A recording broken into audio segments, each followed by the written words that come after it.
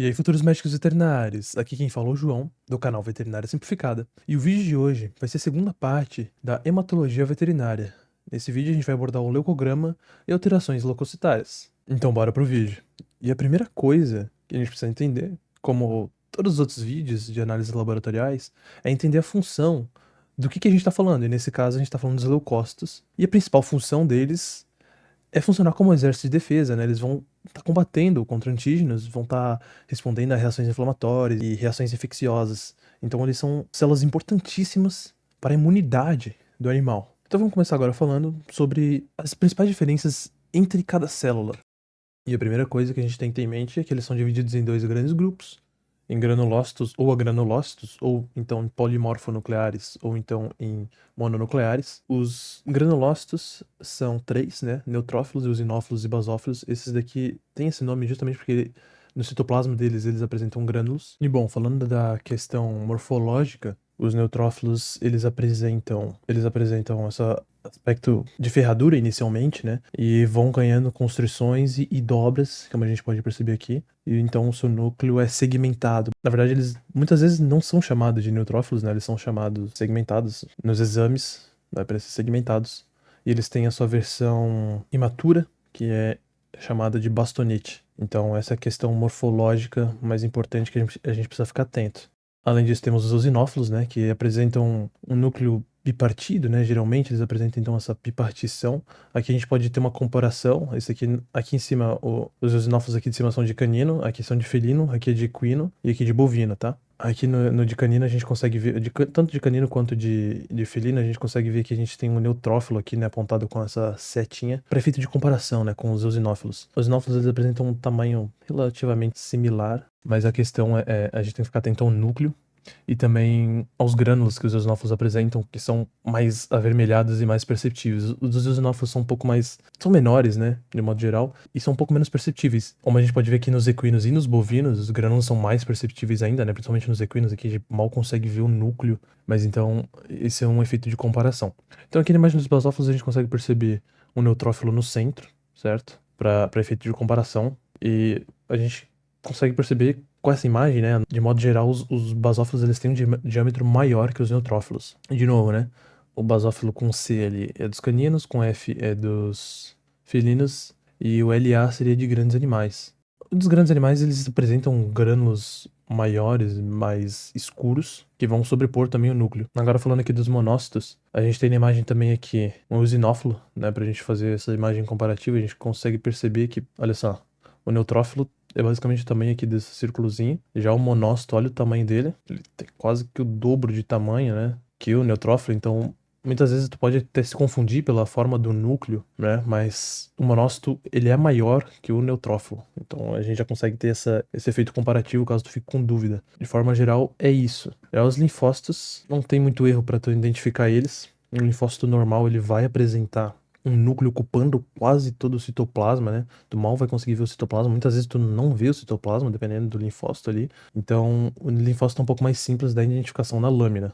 Agora vamos falar sobre cada célula especificamente. Os neutrófilos, eles são a primeira linha de defesa do organismo, basicamente, né? Eles vão consistir em 60 a 75%, né? Óbvio que tem uma variação aí, vai variar de espécie para espécie. Vamos comparar aqui as células como um exército mesmo. Os neutrófilos, eles são soldados rasos, eles vão ser a primeira linha de defesa mesmo, ser os soldados de infantaria. Eles vão basicamente participar das respostas inflamatórias, eles vão fagocitar antígenos, né, bactérias, fungos, qualquer outra coisa, outro material que seja estranho. Fagocitar e vão destruir ali com as suas enzimas. E como eu falei antes, né, pode existir, no caso, a presença dos bastonetes, que é a forma jovem, que na imagem ele está representado por essa célula lá embaixo, da que está apontada pela seta. Pela seta ali a gente vai ter um segmentado e no B ali a gente tem então um bastonete. O bastonete ele tem um núcleo mais em forma de ferradura mesmo, ele tem as bordas mais lisas, um pouco mais paralelas, enquanto o segmentado ele apresenta um núcleo mais irregular, com mais constrições, e é normal ter uma pequena concentração, né, desses bastonetes, ou às vezes não ter concentração nenhuma, porque justamente são células imaturas. Então, a principal função dos neutrófilos é justamente fazer a fagocitose. Eles têm uma característica muito interessante, que é chamada de NETs. Os neutrófilos, eles conseguem jogar uma parte do seu DNA, puxar esses antígenos para o seu interior, né, e fazer essa fagocitose. É algo muito interessante aqui, né, piadinha com o Homem-Aranha, né, como se estivesse jogando uma teia. Basicamente, os neutrófilos são isso. Vocês têm que ter em mente que eles são principal, né, na maioria das espécies, em contrapartida com ruminantes, de forma geral, mas eles têm a sua maior concentração na maioria das espécies, e eles vão ser a primeira linha de defesa do organismo. Agora, falando sobre a segunda maior concentração no leucograma, são os linfócitos, que eles vão ser divididos em linfócitos T e B, mas essa classificação e a função mais específica de cada um, eu vou deixar isso para o vídeo de imunologia com o William. Então, se você quiser saber um pouco melhor sobre realmente essa questão da imunidade, vai lá ver os vídeos de imunologia, que são muito importantes também. Então, os linfócitos, de forma geral, né, também, de novo, vai ter essa variação mesmo, porque eu não vou falar aqui de todas as espécies, mas de forma geral, eles vão representar de 17 a 30% dos leucócitos. Nos ruminantes, como eu falei, tem essa inversão, né? Os linfócitos são os principais leucócitos, vão representar de 50 a 70% dos leucócitos nos ruminantes, tá? Então, basicamente, os linfócitos, eles vão representar a elite do sistema imune, tendo uma resposta mais especializada. E como eu falei, eu não vou falar muito aqui sobre a diferenciação sobre cada linfócito, mas vamos dizer assim, que os linfócitos T vão funcionar mais ou menos como o sniper e o helicóptero de reconhecimento, né? O T-Helper seria o reconhecimento e os snipers, né, que seriam a precisão ali, seria aquela mais específica, seriam os T citotóxicos. E os linfócitos B seriam basicamente a fábrica de armas, porque eles vão estar produzindo os anticorpos. E às vezes é comum apresentar linfócitos reativos, como a gente consegue ver aqui nessa imagem. Essa forma reativa é mais comum em animais jovens, e a gente consegue ver que o núcleo é um pouco mais irregular, né, não é um núcleo mais não é um núcleo tão circular como a gente viu anteriormente. Então, basicamente, os linfócitos vão ter essa função de destruição de células anormais e produção de anticorpos. Aqui na imagem a gente consegue perceber bem a diferenciação, né?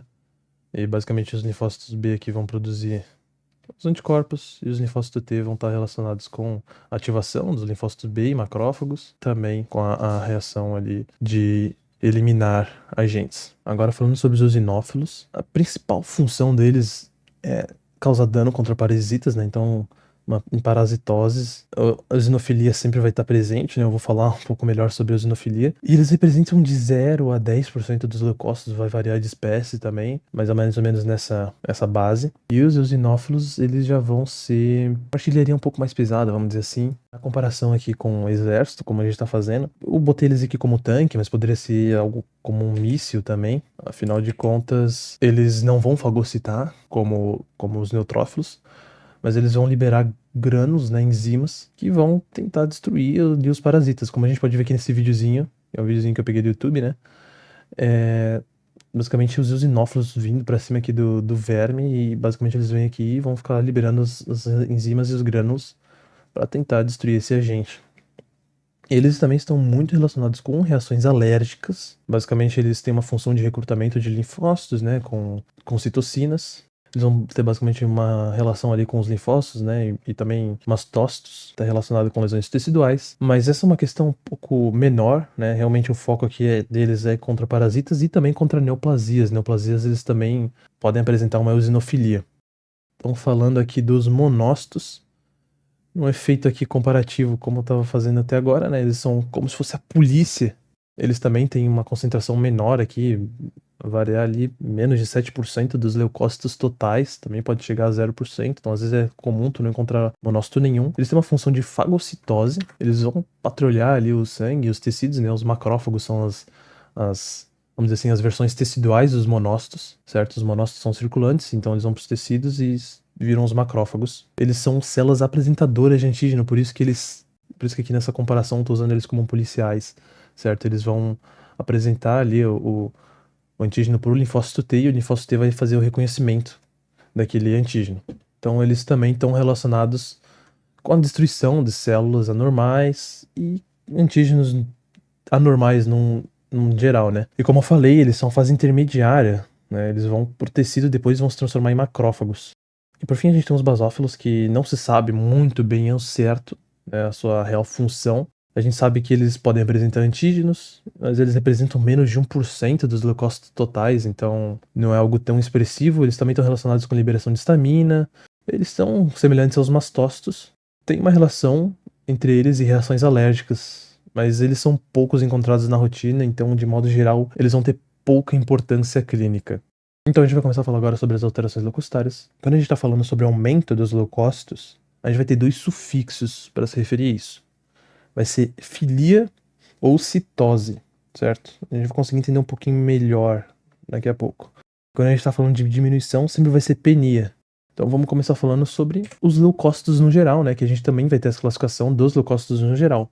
Um aumento generalizado dos leucócitos é leucocitose. E essa leucocitose ela pode ser patológica ou fisiológica. A patológica vai estar relacionada com infecções ou reações inflamatórias, doenças autoimunes, doenças mieloproliferativas, ou seja, a medula óssea produzindo mais do que realmente é necessário, ou então em infestações parasitárias. E uma leucocitose fisiológica seria uma leucocitose por estresse agudo ou crônico. Vou falar um pouquinho melhor sobre isso daqui a pouquinho. E aí a gente tem a leucopenia, que é a diminuição dos leucócitos no geral. Que ela pode ser ou por um consumo excessivo desses leucócitos, né? Ou seja, uma infecção, uma inflamação crônica, né? Vai estar recrutando demais eles e, bom, uma hora a produção não vai aguentar o consumo. Pode estar relacionada também com uma disfunção da medula óssea, então a medula óssea não está conseguindo produzir. E pode estar relacionado, então, também com agentes químicos, físicos ou infecciosos. Agentes químicos seria, por exemplo, uma quimioterapia. Físicos seria a radiação. Infecciosos, por exemplo, parvovírus, né? Então uma parvovirose. O parvovírus ele tem uma afinidade por células que se dividem rapidamente no corpo. E isso, por exemplo, inclui células de revestimento intestinal e células linfóide, certo? Que pode causar, assim, essa leucopenia, né? Basicamente por causa do sistema de células-tronco da medula óssea. Então, ao atacar as células-tronco, né, lesionar as células-tronco, causar uma falha ali na produção das células de defesa. Agora falando um pouquinho melhor sobre a leucocitose fisiológica de novo, a gente tem aqui um vaso sanguíneo. A gente tem duas regiões aqui no vaso sanguíneo. A gente tem o pool central, que é o pool circulante aqui, né? Que é onde a gente quer fazer a coleta, né, do sangue. A coleta de sangue é feita nessa região. A agulha vai entrar aqui, a ponta do bisel vai estar aqui, vai ser feita a coleta dessa região. E a gente tem o pool marginal, né, que está aqui circulado em azul. E esse pool marginal, ele está justamente nas paredes do endotélio vascular, né, tá ali no endotélio vascular. Essas células, elas estão presas nessa parede, justamente para fazer essa transição para os tecidos. Elas são liberadas facilmente em resposta à adrenalina ou ao cortisol. A adrenalina estaria representando o estresse agudo, né? Por exemplo, o gato ali que, né, se estressa facilmente, ou até mesmo cachorros que se estressam facilmente, qualquer animal no geral, mas os mais comuns, né, são gatos e equinos que têm um estresse maior, de modo geral. Vai estar ali com adrenalina em alta, essa adrenalina vai liberar essas células do pulmão marginal e vai para o pulso circulante, então vai causar uma leucocitose que não vai ser patológica de fato.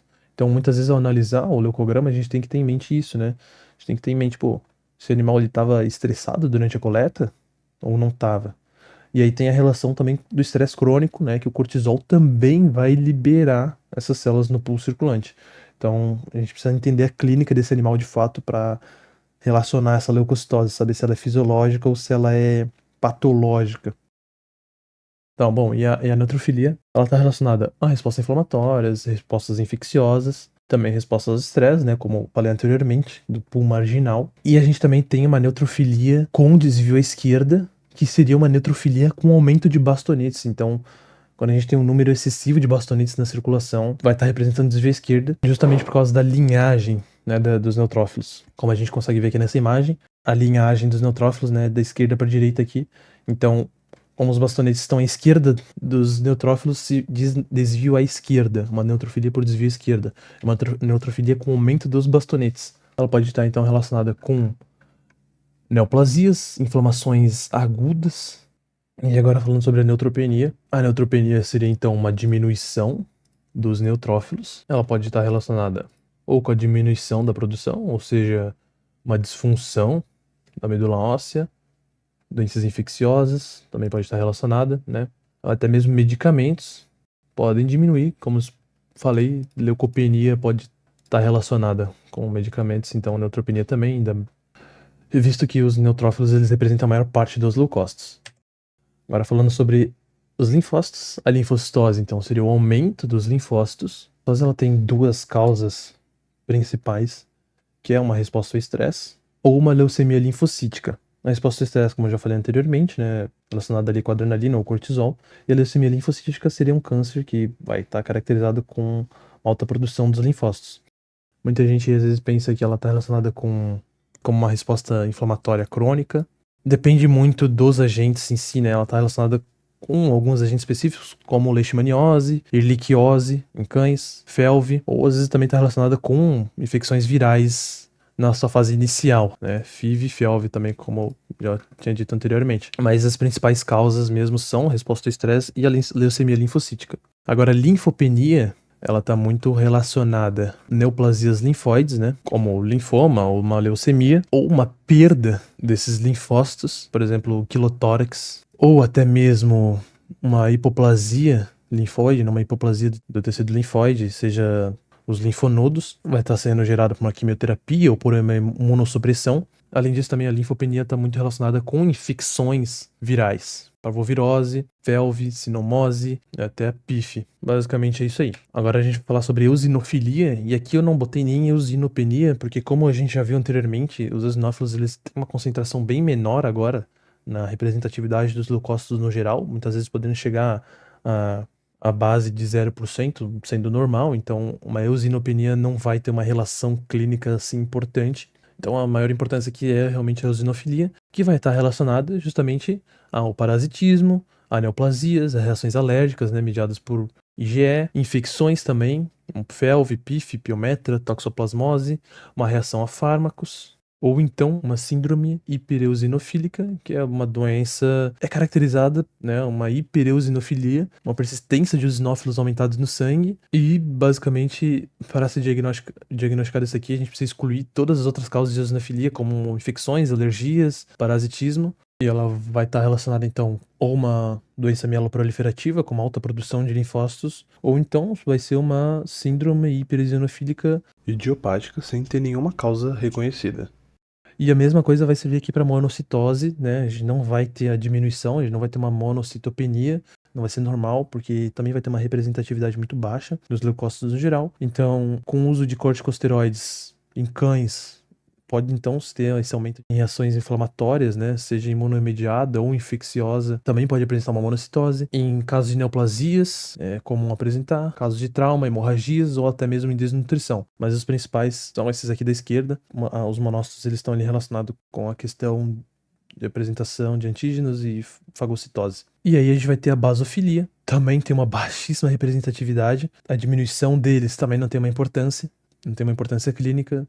E até mesmo o aumento deles, né, às vezes também não vai ter uma certa importância, mas pode estar relacionado sim com alergias, parasitismo, né? Geralmente aí vai estar associado nesses casos com uma eosinofilia. Pode então também estar relacionado com reações de fármacos, como a heparina e a penicilina, relacionado a neoplasias e muitas vezes relacionado a distúrbios do metabolismo lipídico. Então chegamos ao fim. Espero que vocês tenham gostado do vídeo, tenham aprendido. Se vocês tiverem alguma dúvida, deixem aí nos comentários e até a próxima.